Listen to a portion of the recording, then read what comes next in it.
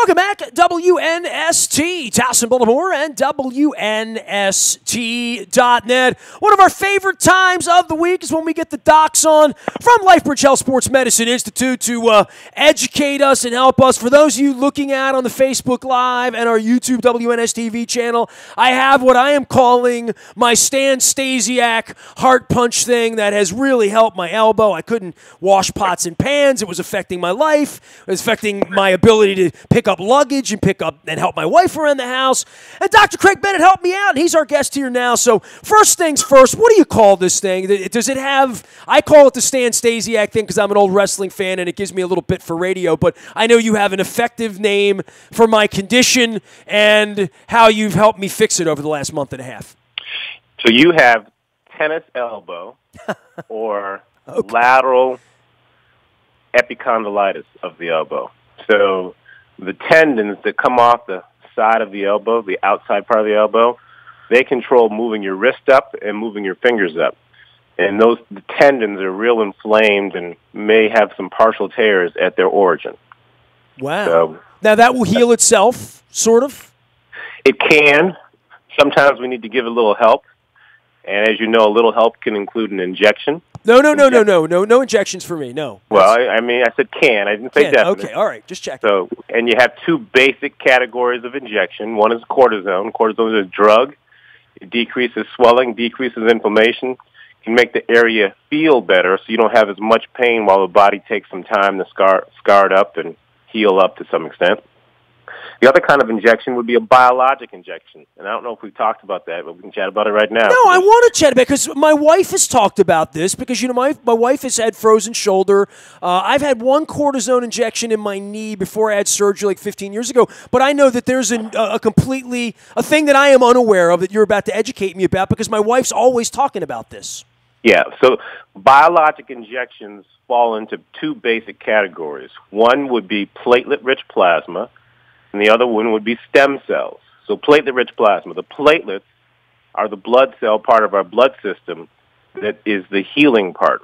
It's the clumper, the healer, and platelets also help recruit some factors into the area that can help tissues do better, decreasing inflammation. So, you know, in the blood system, you have the red blood cells, the white blood cells, and the platelets. So with a platelet-rich plasma injection, what we do is we draw blood from one of your veins, take about 30 cc's of blood, and we spin that blood in a centrifuge machine, and it's spun in a system set up so that the red blood cells are taken out completely. You take out the white blood cells, and you concentrate the platelets. And so then you inject about 5 to 8 cc's of platelets in an area that's injured, inflamed, irritated, damaged. And for tennis elbow in particular, when you have not had it very long, as in when you've had it for months, I've found platelet-rich plasma injections to be very helpful. When you've had it for a long time and you have more chronic changes, when that be many months or years, I haven't found it to be as helpful, but sometimes it can help. PRP is what it's called, correct? Yep, PRP, platelet-rich plasma. Yeah, my wife keeps saying PRP. I might need a PRP. And I'm like, all right, I'll talk to the doc about it. Dr. Craig Bennett is here. He has helped me get my elbow better. He's helped my wife. He can help you as well. And we get together and we talk about all sorts of things. But the big story here is LifeBridge Health Sports Medicine Institute, Knowings Mills. They're a game changer. You've heard Cal Ripken talking about what they do. They're treating athletes, treating nice folks like me and my wife who are getting a little older and having some things go wrong here and again. Every other week we talk to Dr. Kevin Crutchfield about concussion and head-related injuries, which a lot of times stem from traffic accidents as well as incidents. We talked about ice and safety. We saw Pierre Maguire almost take the puck to the head the other day. I'll be talking to Dr. Kevin Crutchfield about that next week. Dr. Craig Bennett is on right now. We wanted to talk about ACLs a little bit, right? Because I think this is the time where football, next week I would be going to the Combine. I'm not going next week. That's where I run into a lot of your contemporaries and the famous guys that work on baseball elbows and shoulders and all that that stuff, and we've talked about all the sort of rock star doctors that are out there. ACL is something every fan of sports knows. ACL, anterior cruciate ligament, of soccer and football and all. But I think over the course of 25 years, we've heard a lot about it. I want you to talk a little bit about where we are in 2019 as it goes to rehabbing and getting better when you have an ACL injury. Well, things have changed drastically in sports medicine in many areas because of new technology, because of a better understanding of the natural history of the surgeries, the natural history of the injuries. And so ACL in particular is something where there have been a lot of changes. So there are about 200,000 ACL tears per year in this country. Wow. And, you know, the vast majority of times with an athletic person, we're going to recommend surgery. And if you ask, well, what's changed regarding the surgery? Well, you know, the tendon that we use to put in to make a new ACL. For many, many, many years, we said you're going to use the kneecap tendon. And then now we've had a period of time where a lot of us used hamstrings. And now there's discussion about using the quadriceps tendon. So, you know, what we use has been changed. That's a stronger tendon? The quad is stronger. The quad is slightly bigger. But I'm not saying it's better necessarily. We're looking into it. My point is that it's clearly another option. 10 years ago, 90% of us who do what I do would have said either use your kneecap tendon or use your hamstrings. And now discussion about quad has been more and more frequent. In terms of how we do the surgery, 15 years ago, when we did the surgery, we drilled a big hole, basically a 1 centimeter hole, all the way through the tibia bone and all the way through the femur bone. Now we've been doing more all-inside ACL reconstructions, whereas opposed to drilling the big hole all the way through, the bigger hole is drilled inside the canal of the bone, and only a small pinpoint hole is made through the outer cortex. And the outer cortex is where there's more nerve fibers, and so you'll have less pain now than you will have had with that surgery 10, 15 years ago. So you talk about the rehab. Well, the rehab always correlates with the surgery. So it's not like ACL rehab is just one particular thing. You have to fit the rehab to fit the type of surgery and the type of tendon that was used. So just tremendous changes, and it's continuing to evolve because our technology changes. So the phone you have in your hand today certainly is not the phone you had 5 years ago.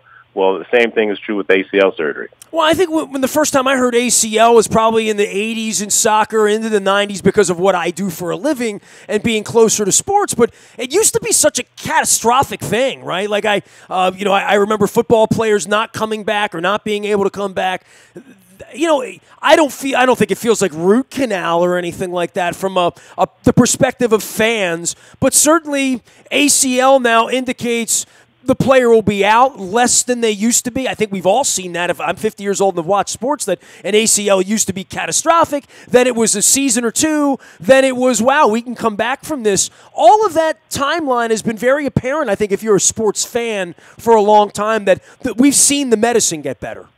Absolutely. Now, having said that, I tell patients that, generally speaking, it takes 9 months to make a baby, and it's going to take 9 months for that, whatever surgery is done for your ACL, for that to mature, get new blood vessels, and heal appropriately to where you can go back and go full tilt, full competition, no reason to think about it. And that's not going to change but so much, just like it's always going to take 9 months to make a baby.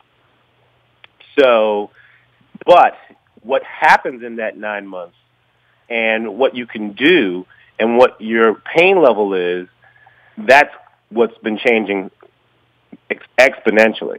So it's still going to take months before you can come back if you have to have your ACL completely reconstructed. It's still going to take about 8-9 months regardless of what we do for the next decade. But you're going to be able to be where you're at that 9-month point. You should be ready to go full tilt, no restrictions. And to your question about the catastrophe of the ACL, now when I look at an MRI, and if it's an isolated ACL tear with no meniscus damage, no cartilage damage, and no damage to the ligaments on the side of the knee, then I'm encouraged. Whereas when you see the MRI and they've got all those things going on, then that's a little bit different story. And so, yes, isolated ACL tear, the expectation is that 98% of the time at 9 months, they should be back playing full tilt, no restrictions. Well, I guess the most famous ACL in Baltimore recent history would be Joe Flacco's, right, back in 2015, and took him some time to come back. And I would think for any of those guys, especially when you got guys chasing after your knee, he had that knee brace on. He kept, trying to slide, and it kept coming off. He had that one game where he famously hobbled off. But, he came back and played, and I guess last year you would have never have seen any sign of that. So we've seen it in front of us what an ACL injury would look like many times, but Flacco's is probably the most famous one, right? Flacco's the Baltimore example, but there's, as you mentioned, there's examples. There's so many athletes who've had their ACL tear. I've had quite a few Terps that I've had over the past few years who've had ACL. We had, for me, it's relative. For me, my thing is there was a string there where I had 3 Maryland quarterbacks in 1 year where I reconstructed their ACL. The year where we were down having our linebacker play quarterback. And then last year, I had another Terp quarterback. And 2 years ago, I had 2 Terp quarterbacks. So for me, Terp quarterback is the famous one from my end of the spectrum because I've had to do, I've had to operate on the ACLs of half the Terp quarterbacks that we've had over the past 7 or 8 years. Well, Tom Brady preaches pliability. I'm a yoga guy, and, my wife's working with you all at LifeBridge Health Sports Medicine Institute about how a 46-year-old 2-time cancer survivor should be trying to prepare to run 5Ks and 10Ks and hopefully somewhere down the line a half marathon for her. She's on the treadmill every day trying to get better. I think the ACL thing and the knee thing, when we see these athletes and see this happen, and it happens in front of us, in front of everyone, you start to say, where is it for me? But ACLs, they don't just happen to quarterbacks, right? And I think Brady preaching pliability, does that matter? I mean, when you're doing all these young people's knees, do you just attribute that to football? Or do you say maybe if they train differently, they wouldn't have happened, or would have just been a strain, or is football sort of, part and parcel, it's going to happen there? So with football, that's where the public, we watch football. Watching the Super Bowl is the biggest, probably the biggest sporting event, or maybe even the biggest event that people watch. But when you look at our high school athletes and you look at regular people, I mean, the big numbers really, when you look at from the standpoint of numbers of injury relative to the number of people playing the sport, are teenage girls playing soccer, teenage girls playing lacrosse, teenage girls involved in gymnastics. That's where the numbers are very high. Okay. And then there's a whole slew of issues that come into play with that. I mean, and so to answer your question generically, the stronger you are, the better balanced your quadriceps and hamstrings are, the more flexible you are, the better your core is, the lower your probability of having an ACL injury. However, if you're playing a sport where your sneakers squeak, or playing a sport where you've got to wear cleats, and if you're a girl who has a menstrual cycle, then you're going to be at risk of ACL injury. And there's so many factors. I mean, girls have ACLs more often than boys for various reasons. Some of it has to do with things that they can't control.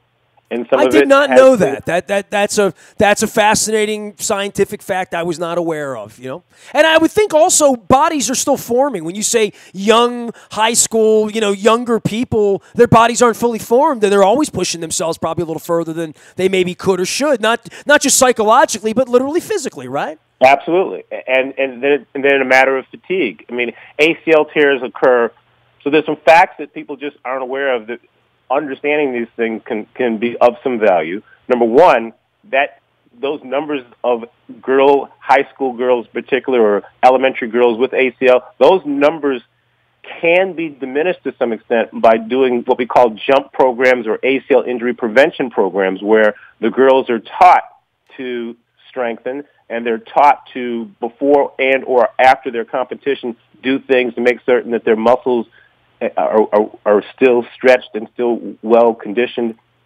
And by the way, my wife should be doing that before she gets on the treadmill as a 46-year-old 2-time cancer survivor, right? Well, treadmill is different. You don't tear your ACL. So let's be specific. If we're talking about ACL, you don't tear your ACL running straight ahead. You tear your ACL when you're making a cut or a turn. So that's why I mentioned the sneakers that squeak. You don't tear your ACL jogging straight ahead. Yeah, if you fall off the treadmill But if you're running straight ahead, that's not when you tear your ACL. You tear your ACL making cuts, going from side to side. That's why I have you on. I learned stuff. Well, good. That's the whole purpose of this.